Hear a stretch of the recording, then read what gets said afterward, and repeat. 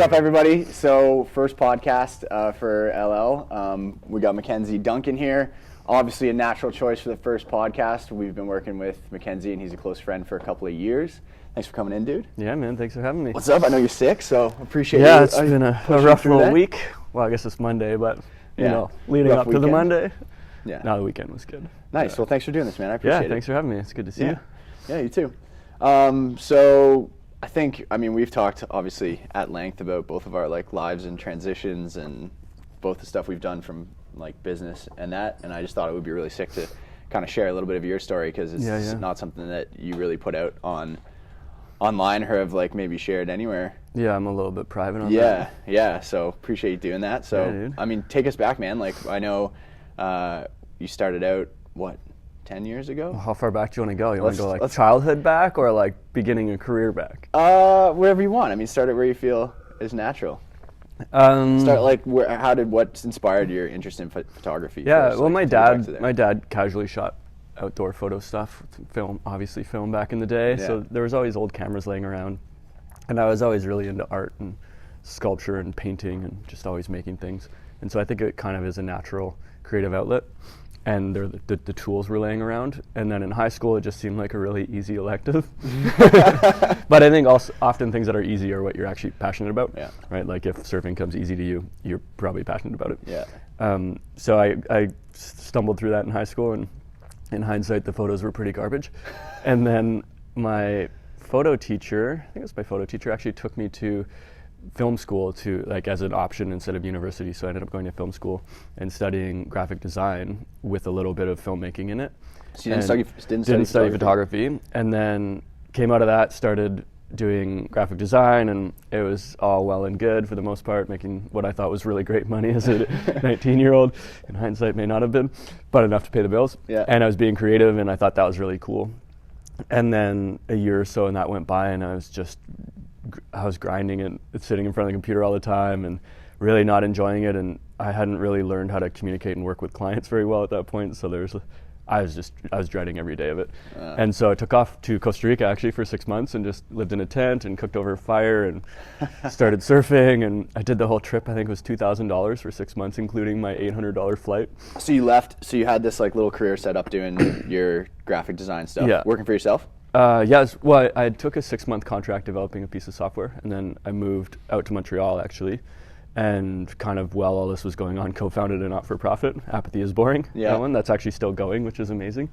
And through all of that was doing the design side of all of this, and then I just kind of hit a wall. I didn't really understand why people spent money on traveling. I had been saving up my money and to buy a house. I had this really classic life vision in my mind, looking forward to the minivan and going to soccer practice and stuff.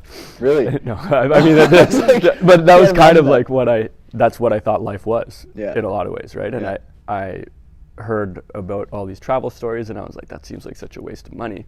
Like, you spend all this money and you get nothing, right? And then after a while, I was like, what am I doing with my life? Maybe I should try this travel thing out. So I took off to Costa Rica and did that. How did parents feel about that at that time? Oh, they were stoked. My parents are super supportive and open to all that stuff, and I was paying for it, so it's not like I was taken from the parent bank account to go travel. That's a different story. And I didn't bring anything with me. I had no camera. I had no cell phone at the time. I'm a little older than some of the folks probably listening to this. A little bit like my little story to there at the start. And it was great. I just camped. I bought an $80 surfboard, and I hitchhiked everywhere.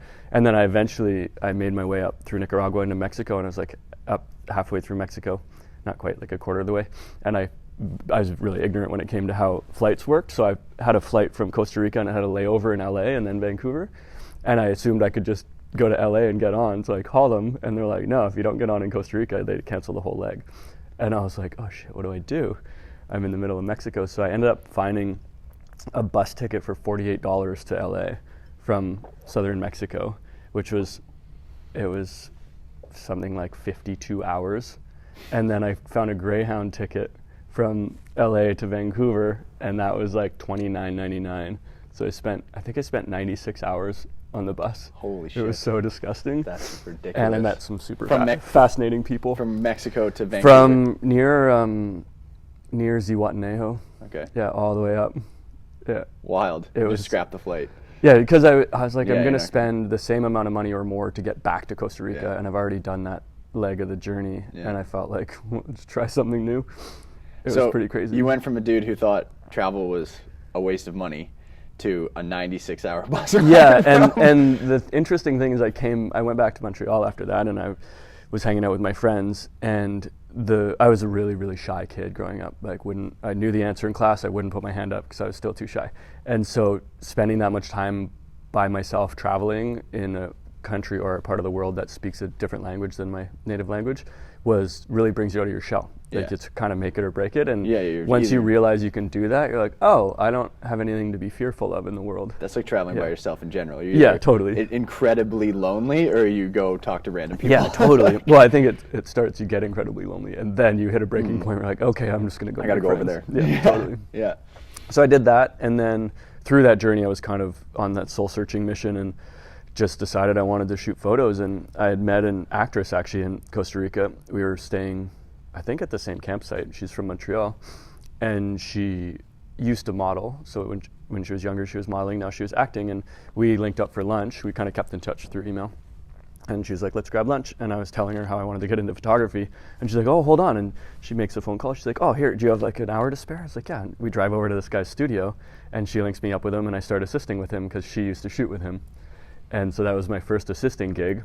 And I remember going on set. I was the third assistant, and we were in this big, half-finished industrial loft. It was super beautiful with like cast iron stairs looking out over the canal in Montreal.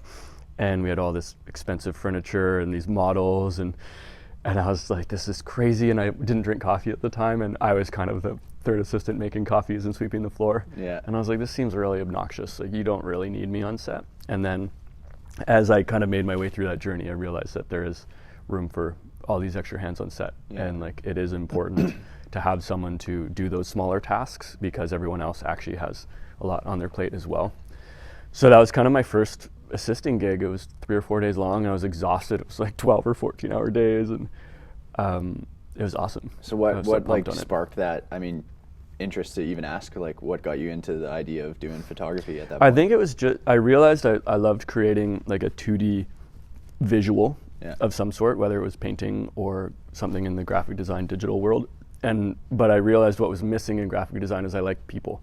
So as shy as I was, I like working with a team and having multiple kind of brains on a problem. So the part of photography I love the most is being on set with a bunch of different people, and we're all working towards a common goal. We've kind of figured that out and communicated that to the team, and we're all working to get there. That's the part that fills me up the most. I don't really enjoy retouching and like sorting files and naming files and doing all that stuff. Yeah. It's important, but that's not the part that gets me excited. Yeah. So I think that's kind of where my brain went with that, and just started assisting and going from there. Yeah. Very cool. Yeah, that's interesting. I mean, I like from the outside in, I guess it's always the story of photography is kind of like, you know, I started taking pictures and I was super inspired. You kind of went about it like a totally different way. Like you were following a creative journey, so to speak, and that's like sort of where it landed. Well, I shot photos on the side of graphic design, Yeah. but I was never confident in the way that I thought it could be a career. Yeah. And then I don't really know why I thought it could be a career. I just assumed, I think my thought was if someone else can do it, I can do it. Right? So you went from assisting and then you got pretty good. Went from assisting, moved to Toronto, kept assisting, worked for free a ton. I was still doing graphic design, so I was kind of paying the bills with graphic design, but was sort of presenting myself as a photographer. And then I rented a loft, like this super ghetto loft in the east end of Toronto. It was so gross and so awesome, and you could hear everything, like this conversation our neighbors could hear sort of thing. And got some lights off Amazon and started shooting, and so I'd go like assist and kind of watch how they did it, and then I'd go back and cobble together a little team of people who were kind of at the same level as me, and we'd shoot some tests, like pitch them to magazines and just like try and figure it out and learn through doing. And that was kind of the journey. And then picked up my first client because I was actually assisting, and the photographer at the time, the shoot didn't work out at all, so the client fired the photographer and asked me if I wanted to shoot their next thing, which I called the photographer first because I have and had a lot of respect for him. And he's like, yeah, man, do it. I kind of screwed up that day, so great opportunity for you. So got my first client, and it was super stressful and screwed up a whole bunch on that, and then worked for them a lot over the next, 6 months or a year. And that kind Couldn't have of screwed up that bad then. No, I screwed up just enough that it was okay. Yeah. But learned a lot. I was like self-producing everything. I was in New York, like trying to cobble together. I didn't even know what a producer was at the time, and that's when I found out what a producer was, because I ended up with a producer in New York helping me get things together, and then we went to the Bahamas and did a whole bunch of crazy stuff. So it's a bit of like a meteoric rise after that. Yeah, it was a bit of like taste. throw in the fire. Yeah. It was good though. It was a lot of fun. Sweet. Yeah. And it led you to. I mean, I'm pushing you along here because I kind of know. I know where the story goes, but it led you to working for some pretty big ass. Yeah, well, it led me into a lot of fashion stuff for a while, Yeah. which was fun, and like traveling like crazy. Like, 'cause I was on a plane every like 1 or 2 times a week, which was pretty insane, and working a ton, and that was great. I was really enjoying some of the creativity in the fashion world. Like you can do a lot, but the Canadian fashion market's super safe generally. So I ended up in a very commercial style, I guess, which I wasn't super stoked on, and yeah, hit a bit of a burnout there, and then just took off for a while. Bought some old motorcycles, went on some epic road trips, bought a little. Go ahead. No, so talk me through that point. Like you had this like meteoric rise. You're working in New York and Toronto from picking it up like only a few years before, right? No, that was still like 5 or 6 5 or years 6 in. years. Yeah, So I've been grinding for a long time. Yeah. It felt like. In hindsight, it's not that long, but yeah, I was doing that, and I just wasn't feeling fulfilled at all. Like there was days when I was behind my camera being like, what am I doing with my life? And then I'd be like, oh, great job. And then like back behind my camera, like, when is this done? But you're crushing it, like from anybody else's perspective. Yeah, I was doing well, and like in a lot of ways was super successful. But yeah, I wasn't getting filled up, right? I was feeling out of alignment with how I wanted to live my life. I wasn't living near the ocean. I wasn't in nature at all.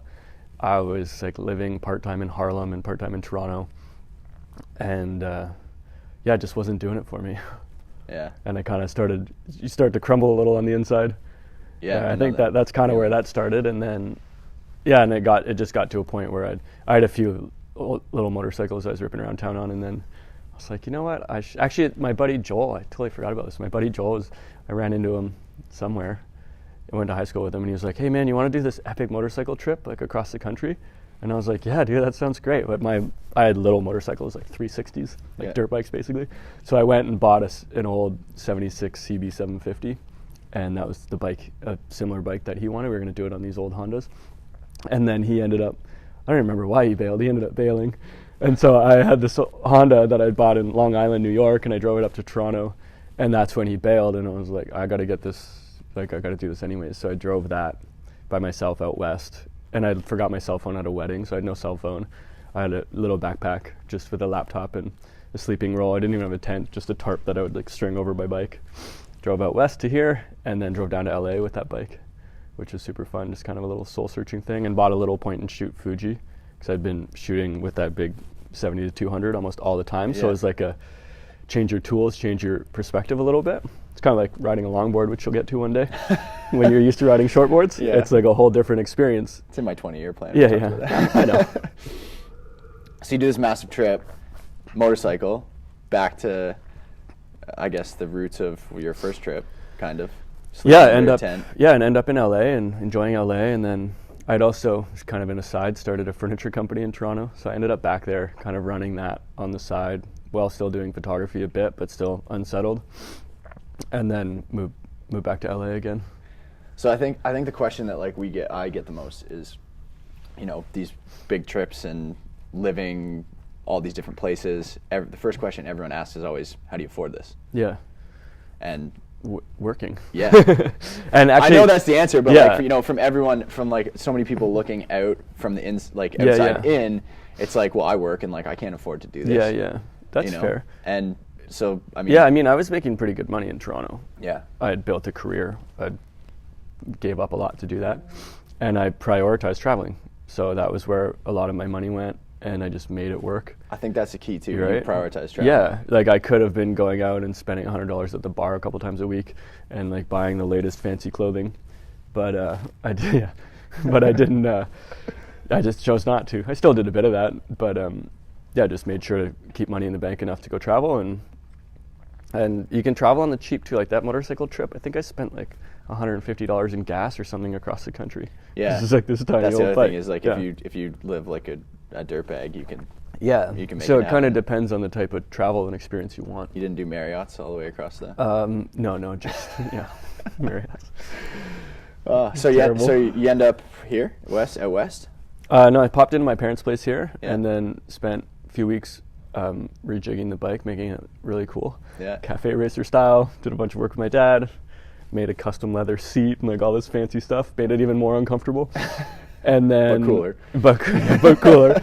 And then I got delayed, because of some work stuff. So I didn't actually leave here till November 1st, and it was a day like today, just above freezing. And I was so cold. I took the ferry across to Port Angeles, and it was like snowing at points, and I'm ripping along, just so cold. And I think I got 1 or 2 hotels because I was just too cold. Yeah. And everything was wet. It was like raining. It was a brutal trip actually until I got to Northern California, and then it got a little better. But I wouldn't say it was comfortable. It was definitely an adventure. Yeah. Yeah. Well, I think like part of the greatest thing about traveling is like being uncomfortable. Yeah, if you're comfortable, you're not learning anything. Yeah, it makes you appreciate getting out of bed. And I think that's Yeah. that's where I got to with the fashion stuff, is I got comfortable, and I wasn't pushing myself anymore. So I shouldn't externalize the blame. It was that I kind of got a bit complacent in my creativity, and that's where the burnout really happened. You're just shooting what they needed you to shoot. Yeah, shooting what was easy and what I knew worked. Yeah. And that was a surprisingly uncomfortable place to end up. Yeah. Yeah. So you made talk us through the change. Yeah, it kind of You're obviously happened not over the doing that course of anymore. like 4 or 5 years. I still do a little bit of fashion stuff, but it kind of moved into lifestyle advertising, which is why I went to LA, wanted to be back near the coast, wanted to shift my work to a little bit more outdoorsy stuff and more aligned with what I like to do. Yeah. You kind of, it wasn't a slow shift. You like cut and run. It was a bit of a yeah. cut and run, Yeah. but I had old clients I'd fly back for. Yeah. And then I was in LA, and to be honest, I was pretty broke in LA. Like, I didn't have a lot of work. I was spending US dollars. I was part-timing in a van, which was great, surfing a ton, and just like taking meetings and trying to network and hustle. And I got a couple really small jobs there, but not many. And then I broke my back and moved up here to do rehab, which was, that was kind of like the ultimate realignment in so many ways. Yeah. You broke I was body surfing in Malibu after a surf session and just got fucking torpedoed and fractured my T12. And It's messed up. yeah, which I feel super fortunate that it all worked out the way it did. We came home and hung out with my folks a bunch, and then started hanging in Victoria and really enjoying it, and still working a lot in Toronto and a bit in LA and in the more advertising realm. So in hindsight, it was kind of a very uncomfortable, jumbled transition that seems to have worked out now and it's kind of running again. Yeah. Yeah, but that was like 4 or 5 years. To make that transition over to shooting more lifestyle and what you enjoy. Yeah, I think I was 32 when I left Toronto, and I'm almost 37. Damn, you're getting old. Damn, I know. I shouldn't say that on the internet. So, one of the cool things that as like we've got to know each other better, we met on Instagram, which is like a super weird thing. I think I hit you up right away, when we started the brand. Yeah, I just kind of like followed. You were still building your van. Yeah. And I remember we chatted. You were still in Orangeville. Yeah. So I'd like just moved back from Australia, and I don't remember how I found you in the deep depths of the Discover page on there's this sick van and this dude shooting a bunch of surf stuff in Victoria. So I was obviously super interested in that, and as I've got to know you more, you don't really put that your commercial stuff that you do. Instagram always I didn't really get it. It was just a place to put personal photos. I used to put my coffees and my brunches and all the stuff that you should never do. And Instagram's changed a lot, obviously. Yeah. But I never viewed it as a portfolio. And then through not really thinking of it that way, I started putting more personal stuff, and then it kind of just turned into a travel lifestyle, my personal life captured in photos. I had no idea that you did the commercial work. I still have people to this day who are like, "Oh my God, you shoot that? I checked out your website." Yeah. I was like, "Well, yeah, it's a link in my bio. Yeah. It's pretty easy to find. It's just my name." Yeah. But yeah, it's kind of and that's a bit challenging though, having such drastically different bodies of work. Yeah. Yeah. How do you balance that now? I mean, you still do some commercial work, but obviously you do a ton now of surf, lifestyle, stuff you've done with us too. Like, how do I balance that? I don't know. I mean, from your perspective, obviously, like like the lifestyle, and that is where your heart is. Yeah, I burn out on that too, though. I Really? haven't shot a lot of personal stuff in a while. I go on like long phases where I just leave a camera at home, and I go out and experience it and write my journal. Because I've always found it really hard. I think the nature, like built into taking photos, is you're an observer. You're not a participant. And I think there's ways to do it where you're more participatory. I think that's the word. Yeah. But generally the way I shoot is I'm a bit disengaged with the scene happening and I'm observing it. And those are the types of photos I prefer. But being in that position as a photographer is alienating in its own right. So I think sometimes when I'm on a personal missions, it's nice to be part of it, not alienate yourself for the sake of capturing it. Yeah, and not always being stepped back. Yeah, like even when we went on that surf mission last winter in the snow, I think I only shot like 4 or 5 photos, but you were yeah, because I feel like you still feel engaged when you're doing that. I feel disengaged when I'm doing that. Yeah. Well, I think that probably speaks to style a little bit too. Yeah, totally. Yeah. Style, and I do it for work. Yeah. Like when I'm doing it for fun, it still feels like work a bit, right? Yeah. Like there's still a bit of that built in. So disconnecting that can be really challenging. Yeah.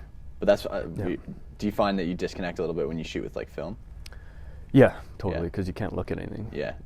It's great, like you're flying blind. Yeah. And I kind of love that. I put tape over the back of my camera lots and do that too.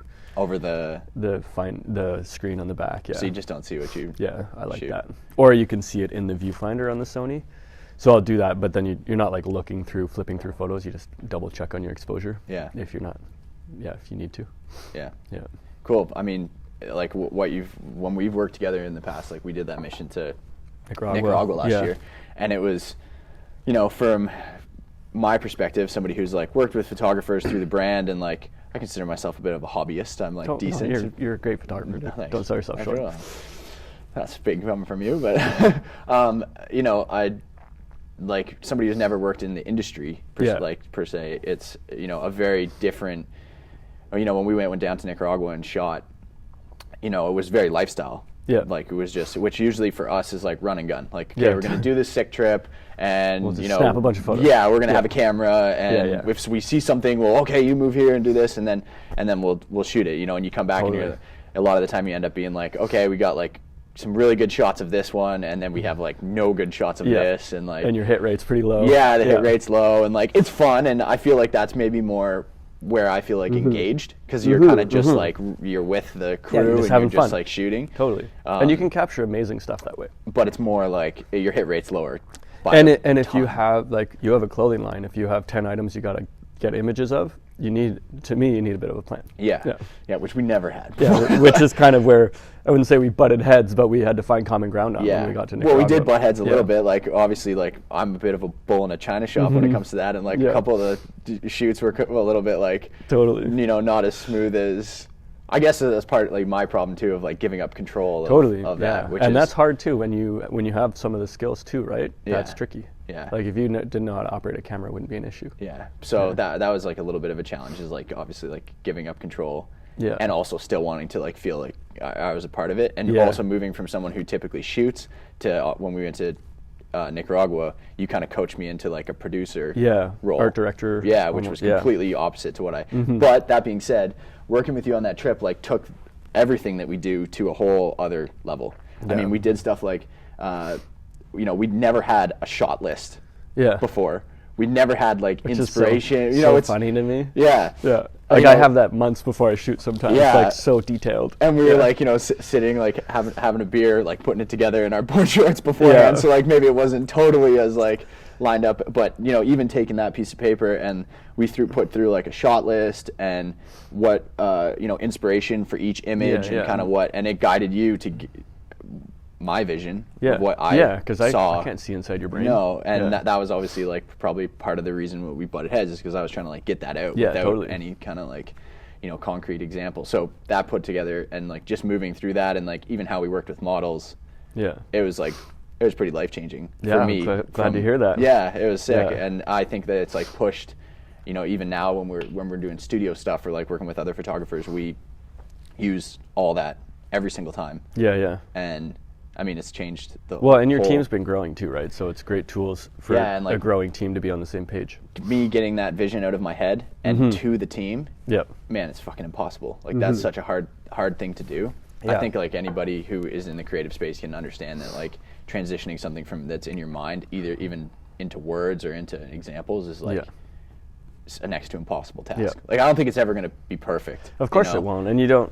It's not perfect till you create it yourself. Yeah. Right, but you just need Which to you can't show all all the the time. different examples that'll hopefully get you there. So that was pretty sweet. Like doing that trip with you definitely pushed the brand to another level of like production quality for everything we do. That's fun to hear. Yeah. I still enjoy the run and gun. Oh, totally. Every yeah, now I and think. then, Well, and but when we're trying to that's shoot, kind of my take. Is there's like, they both have their space, but when you have targets to hit, you need to plan that, right? Yeah. So. Yeah. And I think that goes for everything, including photography. Yeah. So like looping back a little bit to that transition from shooting that like super secure commercial work that was just not really doing it for you, and taking that leap to another, I mean, essentially another career, like same space, but totally different clientele. Yeah, different clients, different network. Was there like, Oh yeah, there's a huge dip. yeah, Yeah. yeah, I was fortunate though. I had a few really big jobs that were kind of in the transition space. Like they were still a bit fashion, but they were very big commercial jobs that came through. Actually, I had one a month after I broke my back. I had to fly back to LA, and I was on set shooting, and I had to have the camera on a monopod because I couldn't even hold it. And I didn't tell the client, I didn't tell anyone on set except for my assistants. And I was like, I'm probably just gonna like throw you the camera because I can't hold it anymore. So I had this guy who would just stay right beside me the whole. Actually, it was Drew. The whole time would just like mirror me and like follow me around and like grab the camera the second I was done. And I had a big back brace under my sweater. And it was brutal. We were shooting like 12-hour days. I was in so much pain. And then they just kind of happened to come through, like kind of perfectly timed. I had one in Northern Ontario for a parka company, and we were like on snowmobiles and helicopters, and I was again just healthy enough to be able to do that. That was like 4 or 5 months after I did it, so I was like pretty much through rehab. what do you attribute that to? Going from, obviously that's a huge risk, and like it's something that when I made the transition, like I struggled. It was like years before I started to like settle into something that I felt was like fulfilling when I left what I was doing. Yeah.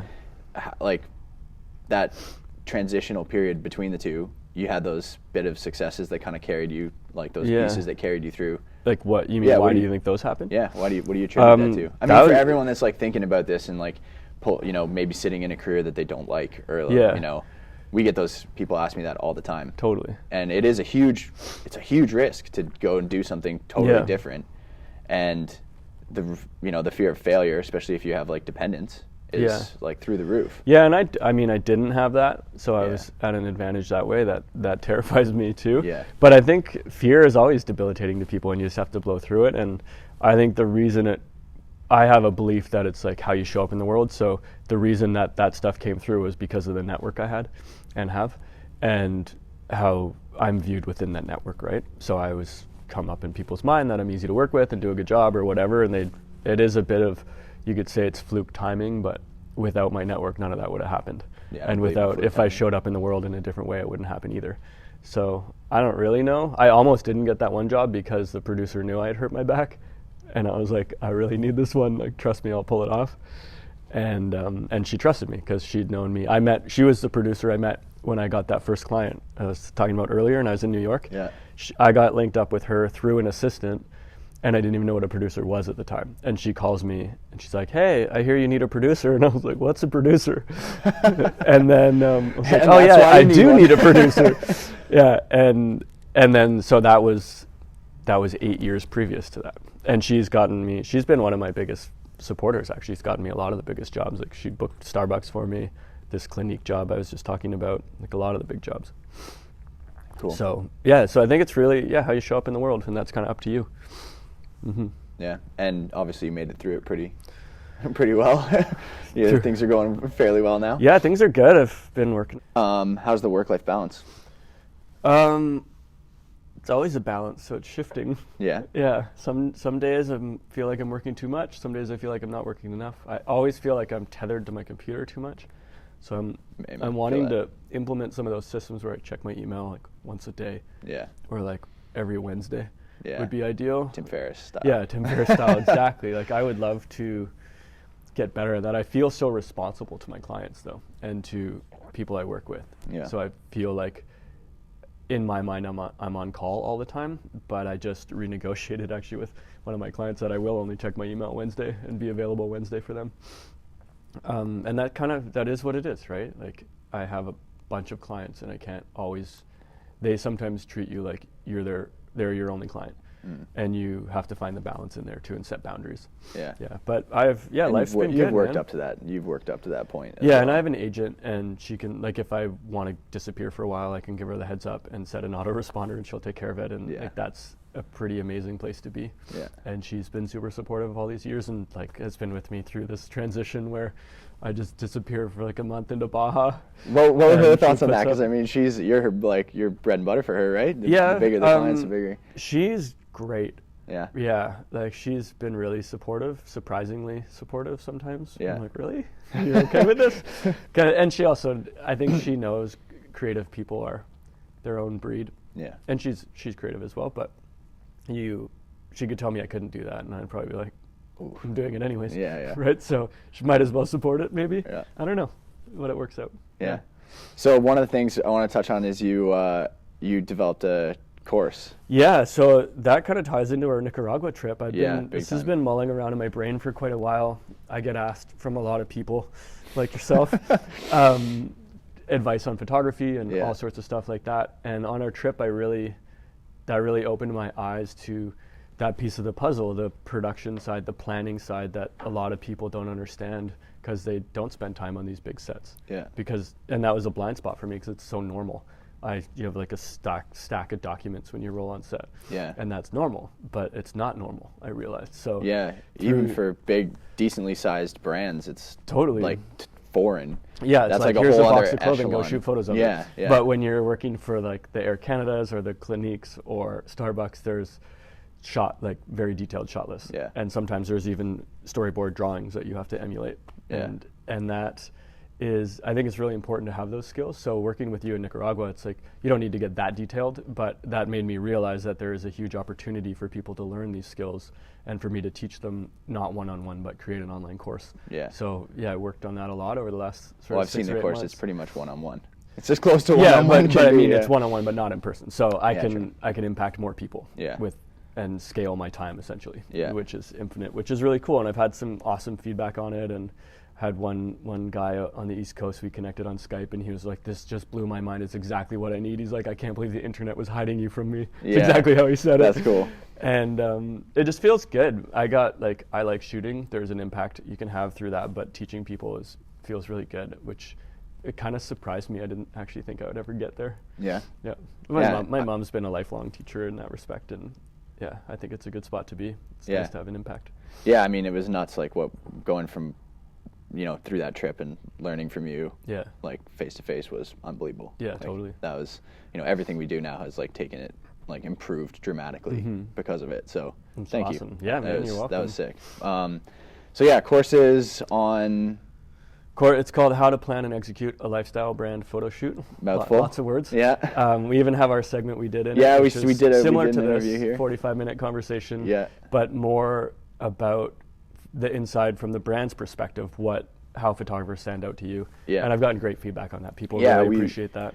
We have so many people that reach out to us, like it's got to the point where like almost we can't reply. People offering photography services for Instagram or content creating. Yeah. And it's awesome. It's awesome to see, but it's also a lot of the time the carbon copy email every single time. Yeah. So that's kind of what we went into. Is You're like how to Mr. or Mrs. Yeah, exactly, and like not personalized. And, so And that's a great tool to have in your toolbox too. So I included the templates that we created and based off of all of those. Yeah, because we've had some killer emails too where people have reached out and we've actually ended up working with them just straight up because of the way they approached us. So. Yeah, and that knowledge is so important. So kind of wrap it all up into a course. And I've had great feedback. It's been fun. I've been developing new stuff for it, like ongoing all the time. It's kind of fun to have a spot to put this stuff too. Yeah. So it's just constantly growing. Yeah, it's good. Sweet, man. Cool. So course is up on, what's the website? We have to put a link down there. We're gonna There is put a a link link. from my website, MackenzieDuncan.com. Okay, sweet. Yeah. We'll put a link on this too. And then we can give you guys 25% off. Boom. We can get a little link there for that. Sweet. There you go. Everyone, 25% off the new course. Get in there. Sweet, check it man. out. Yeah. Thanks for sharing. I appreciate dude. I appreciate you coming in. Your story is like super inspiring. For obviously, I sort of like went through a similar transition in life, so I think we kind of like connected over that. Definitely. And it's I don't know. It's cool to like see someone who did it and did it successfully and moved on to something that they're like truly passionate about without, I mean, obviously there's like the struggle in the middle to make it happen, but. And there's always struggle, daily struggles. I feel like we're still like in that middle. I'm still in that middle struggle, struggle part, but like working towards it. So to like see someone on the other side, so to speak, is, you know, pretty inspiring. So awesome, man. Well, all right, we'll wrap this up. We're hitting like 40 minutes or something. Yeah, we ran over. That's okay. Sweet, guys. Thanks everyone who got this far and watched. We're kind of gonna try to do these sort of monthly, but whenever we can. We're not that great with scheduling. So we'll be back and we'll kind of put out who our next guest is. I'm sure we'll have you on again, dude. Yeah, I look forward to it in the future. Hopefully Thanks for I'll coming. be feeling a bit better. Yeah, nice. Thanks, everybody. Take care. Peace.